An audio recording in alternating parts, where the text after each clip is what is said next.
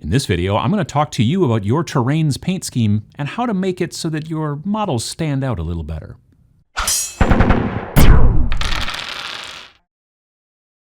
So there's something to be said for how your miniatures look, not in a vacuum per se, but kind of, you see a lot of times you see miniatures and they're shot against a white background or a black background or that kind of crazy blue faded background or something along those lines. And that's great, but if you're a gamer as well, like I am, and not just a person who's doing something for, say, display, you're probably going to also want to think about how this model or your collection of models, your army, your kill team, your crew, whatever, how it looks on the tabletop. And it's not just on the tabletop, it's on potentially your tabletop, since that's the real only tabletop that you probably have actual control over. When you are thinking about getting into terrain, which I really think you should, terrain is really important, pachow. When you want to get into terrain, you want to paint it and make it look cool, but as I've been doing it over the last several years, I've started to think more about the way it should look and how it reflects upon the models that you put on top of it. Most terrain is generally a war zone, and if you've seen actual photographs of a war zone, whether it's something World War II and crumbled cities and things like that, whether it's maybe something a little bit more modern over in the Middle East, when bombs go off, even when you just knock a building down, like when they decide to get rid of a high-rise and stuff like that, there's this very, very fine dust that gets everywhere, and everything becomes a little monochromatic. When you do this, when you're trying to paint up ruins, there's something to be said for trying to keep them very, very monochromatic, but that's not quite the right word. The right word is actually limited palette, which is two words, but nonetheless. A limited palette, keeping the colors not only as few as possible, but also not too different from each other, can really help the terrain become the background to the story you're trying to tell with your miniatures in the game and your opponent and the whole deal.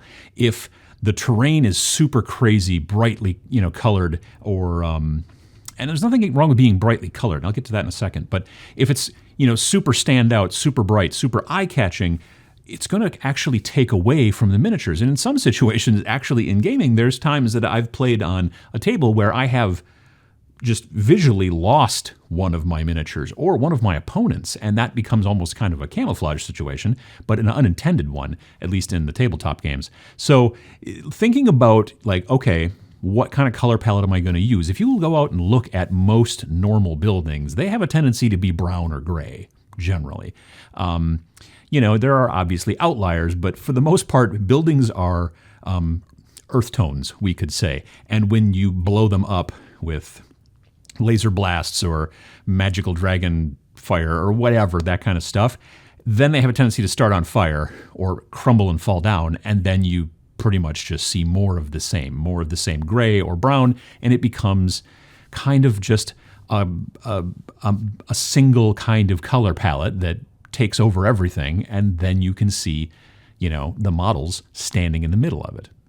Achieving this is not very difficult. I have a tendency to pick mostly kind of earth tone type colors for most of the stuff that I paint. A lot of it is science fiction, but some of it is, post-apocalyptic. For post-apocalyptic, you have to take into consideration that a lot of times they're building a shanty or something like that, and they're using scavenged parts. So that sign that they decided to use on the side of this thing might actually be a different color. And post-apocalyptic stuff can be a little patchwork, a little hodgepodge. But the trick is that you need to figure out the best way for you, depending on whatever techniques you like to use, to make it look kind of grayer, kind of sun-bleached. Anything that's post-apocalyptic, anything that's ruined sci-fi, anything along those lines should have a kind of a layer of dust over it and should probably be bleached by the sun so that the colors don't really pop, for lack of a better word, in comparison to, say, your models. Easiest ways I've found to do this are a couple things. Number one is I will frequently just use a lot of washes because that will darken things down a little bit, which will help to kind of not soften the colors, but at least sort of pull a lot of the colors together. You'll also notice in a lot of these that I don't have a tendency to go through and paint every last little thing a different thing.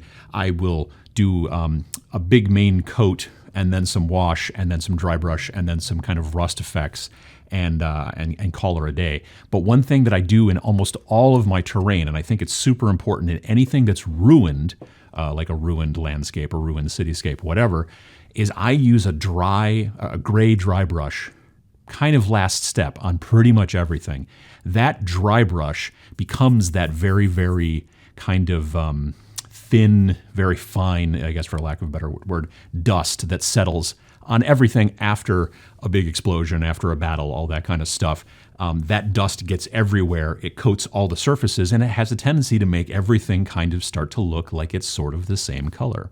So here's two pieces that I just recently finished for some battle report stuff that I'll be doing very soon, in a couple of days actually. But this stuff is, like, they're both two different colors. This is more of kind of a darkish green, and this is more of a darkish gray, but there's not a lot of standout. I didn't paint every single skull on here and really made it pop. In some situations, maybe you want to. There's skulls kind of like on the doors here, which I painted those to be a little bit more standout and that kind of stuff. But then the roads that I'm going to be working on, again, these are very, very gray. If you go out and look at roads, they're mostly gray generally. Like, you wouldn't paint this to be orange generally. You wouldn't paint it to be blue too much. You may do some tinting. I've got some kind of warmer browner tinting, but again, we're talking about earth tones. So I started by spraying everything black. Then I went and I sprayed everything with like a gray primer that I found. And then I painted the sidewalks to be lighter. What I actually did was I went onto Google Earth and I started looking at big cities and small cities and just a bunch of different stuff, but from satellites, and noticed that the sidewalks are always a lighter colored concrete than the road. And I don't think they're using different road. In some situations you have asphalt, and that's fine. But I think it's just because the cars drive on the road so much that the rubber comes off the tires and it gets darker. So I just thought, okay, well, I'm just going to make my roads darker, but I don't want to make them too dark. I don't want there to be too much contrast. I want it to be simple. My like sewer grates and all that kind of stuff, just go out and look at some sewer grates. They're all going to be dark brown because they immediately oxidize, generally even before they get installed. So don't go crazy and put tons of metallics on the metal parts and all kinds of stuff like that. Keep things simple, and it will really make the terrain become the background as it's supposed to, instead of the focal point. Now, in some situations, obviously, if you're talking about a crazy lava world, well, then you're going to probably have some high contrast of the very, very dark lava and the very bright, or the cooled lava and then the bright magma. But that's kind of an outlier, a special case. In most situations, what you're thinking about when you're thinking about the paint scheme that you're going to come up with for your terrain is subtlety. It's figuring out, like, I'm going to go with this color gray as the base color and then work with some washes, preferably browns and blacks, maybe a sepia, and then maybe some dark brown rust. You could maybe throw in a little bit of orange rust for like newer type rust, that kind of stuff.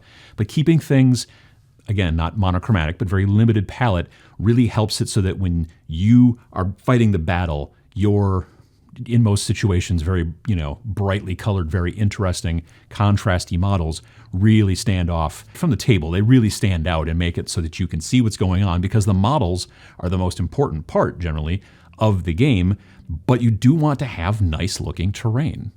And this is not just buildings either. This is also all kinds of scatter terrain, things that you might put on your table. If it's like a ruined tank, like in these images here, then, again, very dark colors. I went with a military green, and then I figured that the treads and everything were all dark and rusty and dirty. And then a little bit of silver, just a tiny bit of dry brush to kind of like show that it's metal underneath a little bit. And then a gray dry brush off of everything to sort of tie it all together. That gray dry brush really helps to tie the whole layout together so that it looks like it's part of a war zone, part of a battle zone. There's been destruction there. That kind of gray dry brush, and you want to find just the right gray. And sometimes you might want to do levels of gray, darker grays in certain lower areas and higher, gray dry brushing in the raised parts if you want to get that fancy. But those things are really what helps kind of stand out and make your terrain look a bit more realistic and cool, but also not overtake all the time that you spent making your models look awesome.